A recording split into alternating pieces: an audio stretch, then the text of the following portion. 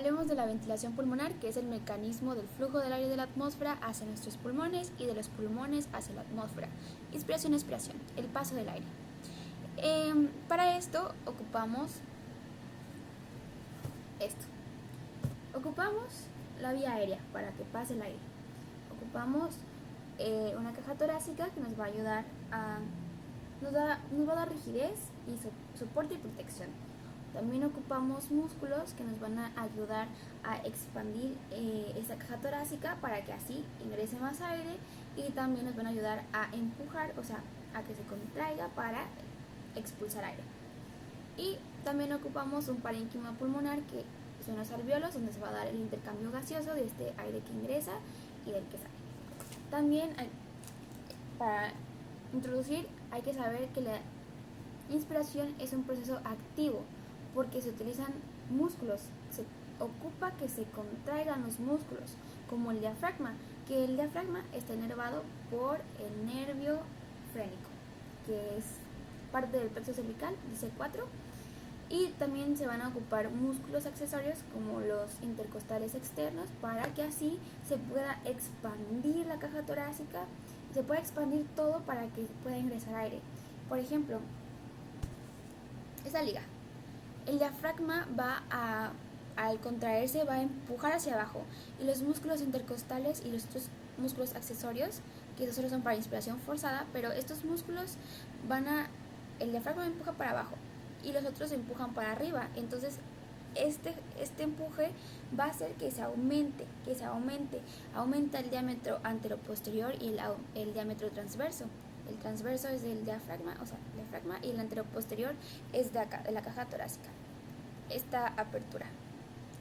Y el proceso de la expiración es más pasivo, porque aquí no hay una contracción de músculos, solo es la relajación de músculos para que así pueda salir el aire. Y ya, pero cuando hay una expiración forzada, ahí sí se ocupa la contracción de músculos, como los músculos del abdomen, para que pueda salir aire. Ahora sí, vamos a la física y fisio. Para poder introducirlos a los números, les quiero hacer una pregunta. Si por ejemplo, tienes un tubo PVC, aquí hay un tubo PVC, el aire que ingrese a este tubo va a ser diferente o el mismo al que hay en la presión atmosférica. Pues el aire va a ser igual, no cambia, porque pues este tubo solo es de conducción, solo va a permitir el paso de aire. Es lo mismo que pasa con la tráquea, por ejemplo, con los pulmones, porque pues con la zona de conducción, porque pues esto solo es de conducción, solo va a permitir que el aire pase.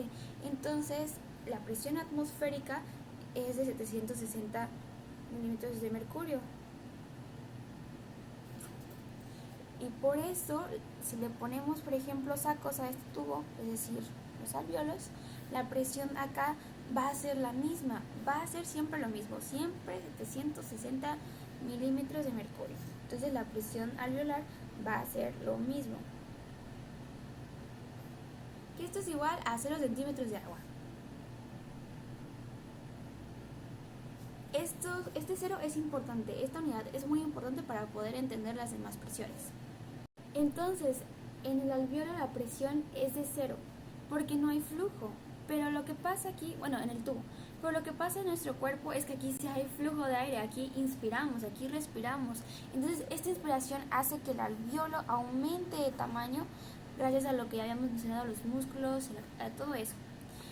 Entonces, esto aumenta de tamaño también a las presiones, y este aumento de tamaño va a hacer que la presión intrapleural ahora sea de -1. Y como es más negativo, porque aquí afuera es de 0, la presión atmosférica es de 0, como esto es negativo, acuérdense que la difusión de gases es por difusión, pasa de un lado de alta concentración a una de menor concentración. Como el 0 es mayor que el -1, por eso es que el aire puede entrar al alvéolo. En la expiración es diferente, porque aquí como se relajan los músculos, la presión intraalveolar ahora va a ser positiva, ahora va a ser +1, y este +1 es mayor, es positivo al 0, pues es mayor que 0. Entonces, como es mayor, va a pasar de adentro hacia afuera. Por eso es que el aire sale por difusión de gases. de un área de mayor concentración a una de menor. Y lo podemos resumir en esta gráfica. Basalmente está a 0, ¿no? Inspiramos y la presión intrapleural va a bajar a -1, se va a hacer negativa. Entonces, esto va a hacer que pase aire. Después, en la inspiración, al soltar aire, se va a subir a +1 y esto va a hacer que el aire salga.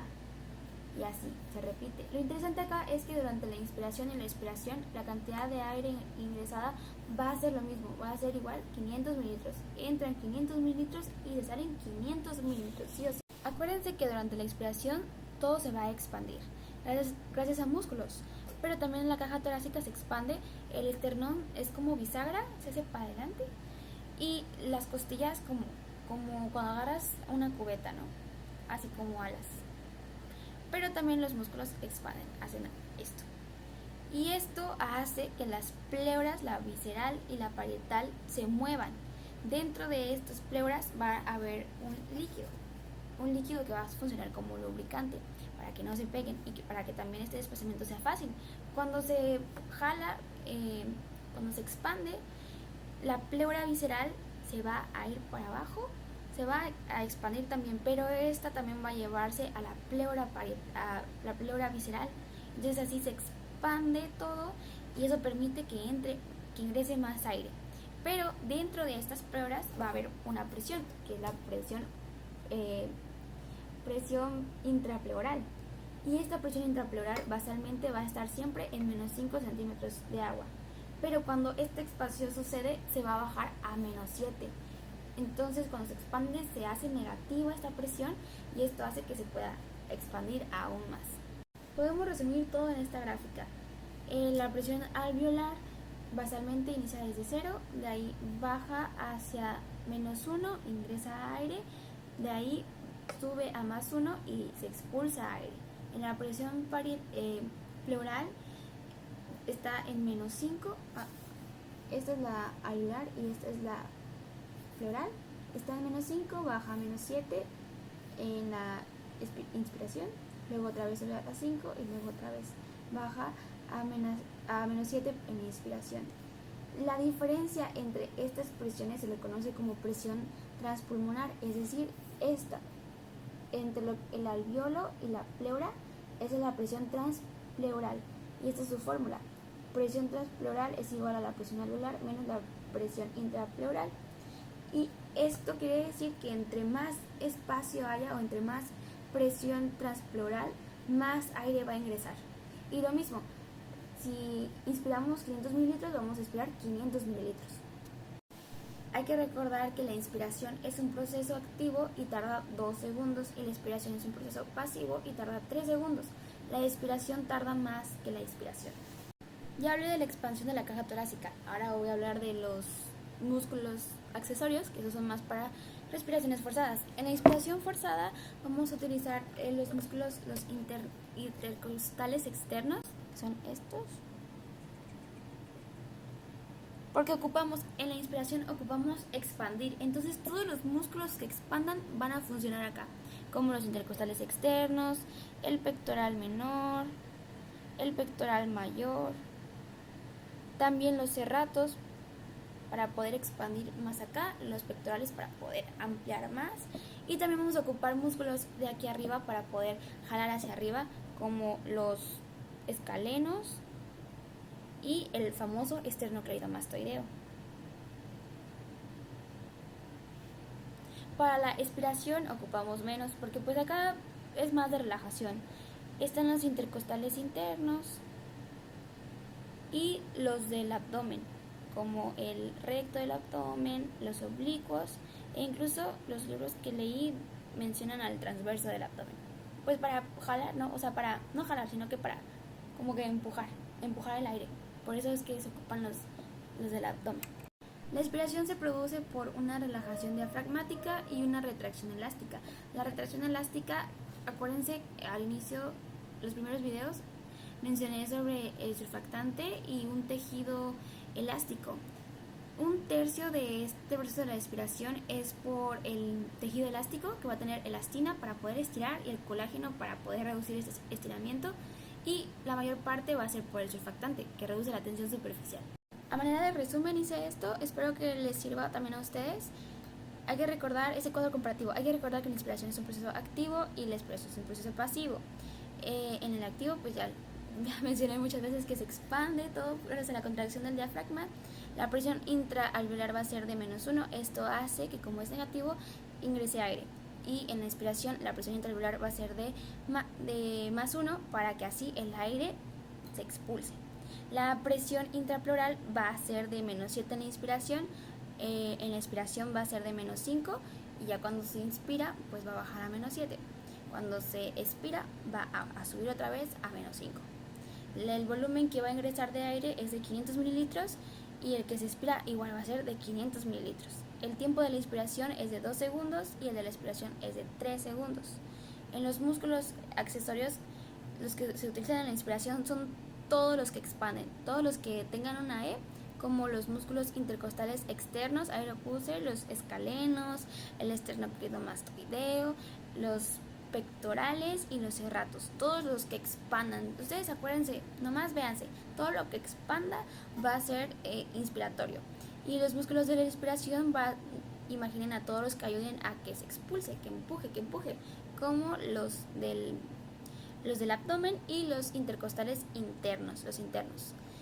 De ahí, pues, la mecánica es lo mismo para ambos. Se ocupa el diafragma, que para la inspiración se contrae y la expiración se relaja, y se ocupa la caja torácica, que esta se va a elevar y expandir para aumentar el diámetro transversal y anteroposterior, y en la expiración la caja torácica va a descender.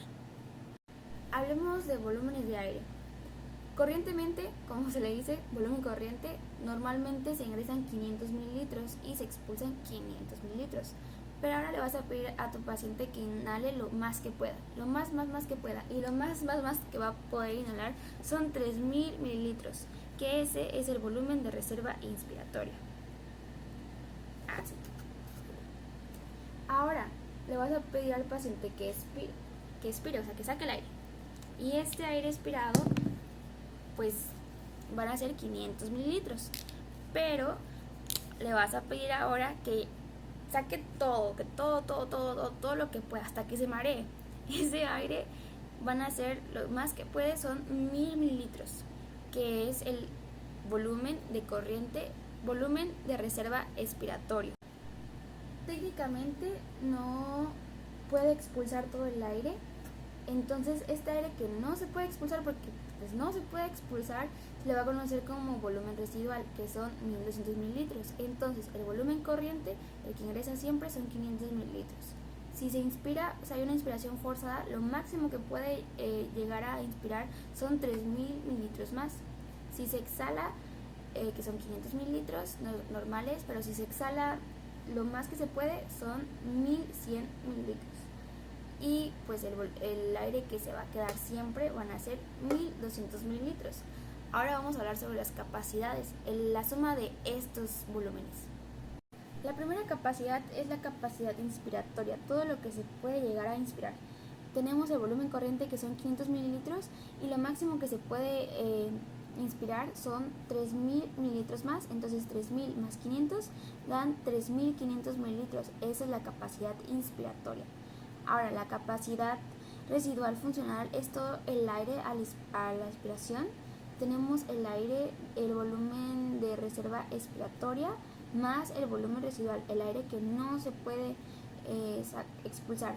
Entonces, la suma de esto, 1100 mililitros más 1200 mililitros, son 2300 mililitros, que es la capacidad residual funcional. La siguiente capacidad es la capacidad vital, es la suma de todo esto. De acá, del volumen de reserva inspiratoria, el volumen de reserva expiratoria y el volumen corriente.